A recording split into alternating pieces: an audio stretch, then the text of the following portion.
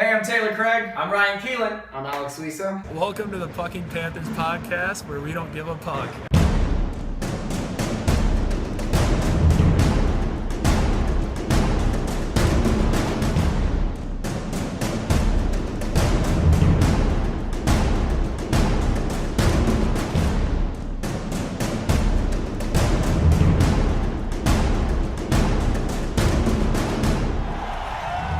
So, first topic we got to bring up is Huberdeau just got signed 2 years, $6.5 million.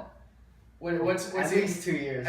I like when he's Jonathan Huberdeau and not Jonathan Show Me the Dough, because that was a great deal for the Florida Panthers. I don't care about the cap this year for the what is it, two I don't know what it is. 2.5 this year. 2.5. Yeah, 4 is fine. The next one he has to prove himself anyways. That's a good baseline for like That's a long-term yeah. contract after that. I'm glad they didn't give him 6 years. I was worried mostly about how late it got signed. It was very procrastinated.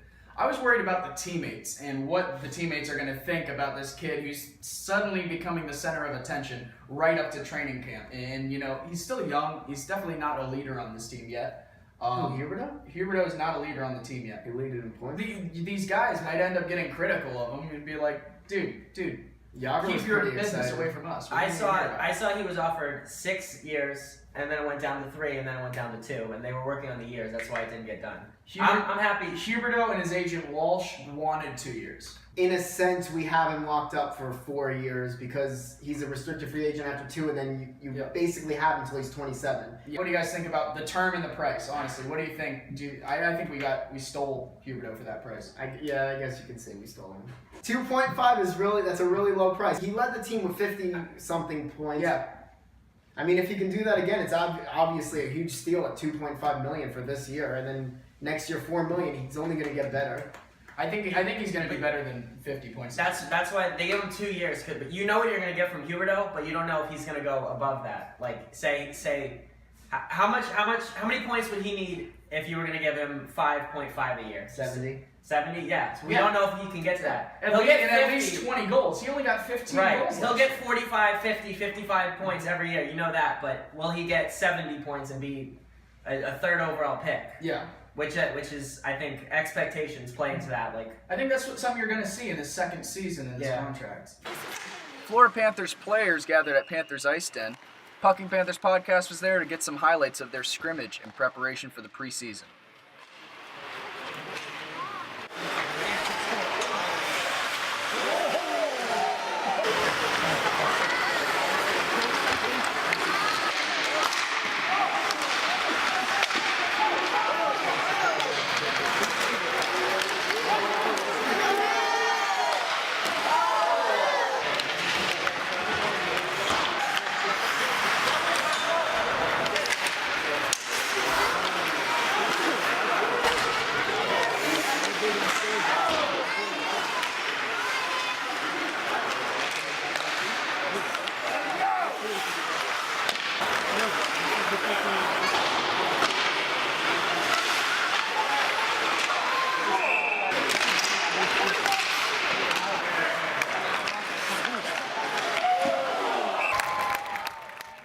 We caught up with Nick Bjugstad and got an idea of what the power play will look like next season. Yeah, we tweaked it a little bit last year at the end of the year. I thought it got a lot better. Peary obviously ripping the puck. He's not bad at that. So I think we'll emphasize guys in different spots that we had ended the season with last year. I think that's going to be big. And obviously the addition of Yags, that helps too. So yeah, we'll make an adjustment right at the beginning of the season. Hopefully we stick with it all year. What have you thought about Havlat and Booth on the PTOs? How do you think they're playing? Look good. Havlat looks really good. He had a few goals today for our squad, so excited about that. And Booth, obviously, he's done a good job here in Florida. When I got drafted by the Panthers, he was one of my guys that I liked watching, so it's fun having him out here. And they're both really good players, obviously, so it's exciting. Are you looking forward to 3-on-3? I feel like we're going to be seeing you out there. Yeah, I don't know. We'll see. Hopefully. But 3-on-3 will be fun. I think it's going to be exciting for the fans, exciting for the players, and it's going to be an up and down game. There'll be a lot of chances. And I don't know how the goalies are going to like it. A lot of odd man rushes. So yeah, it'll be fun. It'll be interesting to see how it pans out.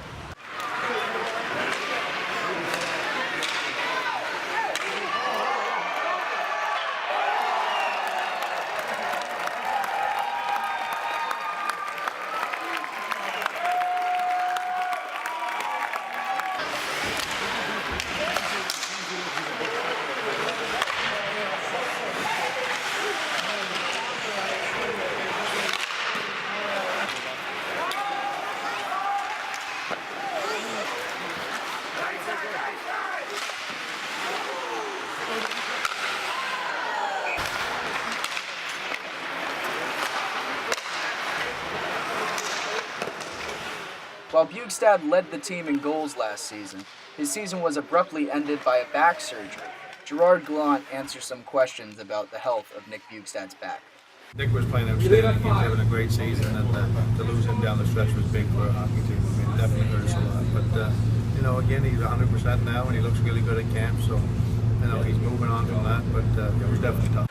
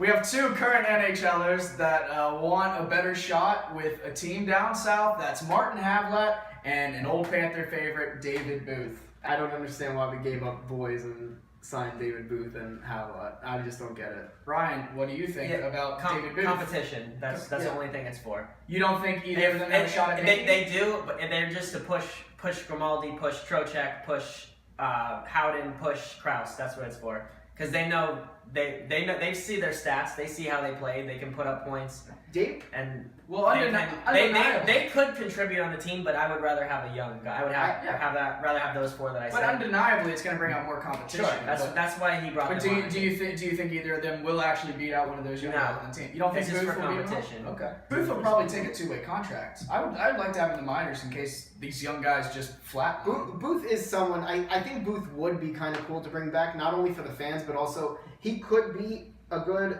fourth line guy. I was watching some of his goals from last year with Toronto and stuff, and I mean he still works very hard. He's still very fast. He's still very he's like that energy guy, you know. And imagine he him would be a good fourth line guy, but I just don't see him beating out Grimaldi, who is also an even better energy guy. Let's get to pucking questions. We had people on our Twitter at Pucking Panthers send us their pucking questions, and now we're gonna puck and answer them.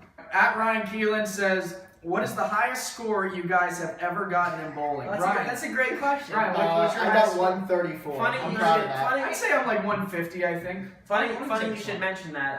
Wow, Ryan Keelan? Ryan Kalan, I think. Ryan Cl- oh shoot, Ryan Yeah. Cullen. That guy's pretty good looking. All right. Uh-huh. Yeah. Let me think. Let me try to think about this. The best I've ever gotten was 241. Actually, I got it a couple days ago. So yesterday, actually. Did you really get 241? Yeah, I did. I really did. So Amy Goldberg asks, "I don't know much about hockey. Can I still ask a question? P.S. This is my question." No, you can't ask a question. Good question. David Rodriguez asks, "Should Lawson Krause play in the NHL this season?" We talked about We this. talked about it a little bit. Let's go into depth. What do you think? If he earns it. Yeah, I want to ask Alex. Alex actually went to Estero and saw the tourney. So what do you think about Krause? I don't want to be mean, but I mean, I didn't really see anything special, but I still have a lot of hope because I remember the first time I saw Barkov play in the preseason game, I think it was, and the first two periods, he was just horrible. He had no idea what he was doing. Do you remember you went to that game with me? You and me were at that game, and we were just saying does he even know how to play hockey? He was literally sitting in the middle of the ring. He wasn't even it was the weirdest thing I've ever. I thought Barkov was going to be the worst player and the biggest bust in the world by seeing him but he got, obviously he's a lot better. Thankfully, he's not a scout. I know. I don't know. I didn't really. He was very defensively good, and he He had a pretty good shootout attempt. He didn't score. One thing that stood out to me was that he was definitely a Florida Panther because he was on a 2-on-1 and he did not take the shot. He tried to make the pass, which eventually got blocked by the defender, and it led to no shot on goal. So he's definitely a Florida Panther. Okay, move on from Rush the Krause. other way. I still have a lot of faith. I'm still very excited to see Krause play. Well, at least me answering the question, I don't think Krause is going to play next season. Even though Gallant promised 9 games, or Talon promised 9 games, whoever, I don't know if he's there. I think there's actually some guys that are bringing in on the PTO. Speaking of David Booth, I think they're actually going to kick Krause out of a spot. Calvi4R, a favorite of ours, asks us, who will surprise you the most on the Panthers this year? Grimaldi, because I predict him to have 20 goals, so he's going to surprise me the most. Surprise you that you're actually right? Yeah, that I'm actually right. Mike Carell asks us 17 different questions. We're going to go one at a time. Best teams to come out the West and the East this season? West, I'm going to have to say Chicago, just because, it's probably going to happen. But unless Kane. yeah, but, that's the big thing. So you can't. The thing with Patrick Kane is that he has money and he's famous, and no matter what he does, he can get away with Like murder. So Jameis. he's going to get right out What of it. about the East? I'm going to say Montreal, probably, in the East. Montreal goaltending will get you far. Price, Yeah. excellent. Elite, not excellent. Sorry. West. Oh boy, I don't even know. Chicago, if Kane is there, but In the West, I think Anaheim is actually going to finish above everyone. I think Anaheim just looks good. They're probably one of the most complete teams in the West. They're going to be good against everyone except for us. Except for the Panthers, of course. I think on the flip side, in the East, I think you're going to see the Rangers. Rangers get the President's Trophy again. Now, the next question from Mike is the predictions for the Panthers. What do we think? The season's coming up very soon. My prediction is that they'll make the playoffs. I think they're going to make it. Record, I'm going to say they're going to break 100 points. It seems like you're going to have to be breaking 100 points to make the playoffs now. I think the Panthers, they're going to get 98 points, and I think they're going to be they're going to get eliminated in the conference finals, the Eastern Conference Finals, in 5 games. I think we're going to go to the Stanley Cup and we're going to win it in 6. That's my specific prediction. Oh my God. Okay. that's bold. That's bold. That is bold. It's aggressive. I'm Mr. Bold over here. Well, I'll be specific.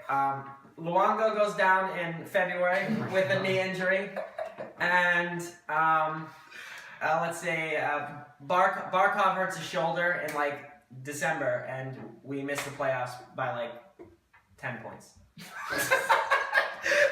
It's so negative. Thanks for watching the Pucking Panthers podcast. I'm Taylor. I'm Ryan. I'm Alex Teresa. And we'll see you again. Subscribe to us on Twitter. Pucking Panthers. See ya.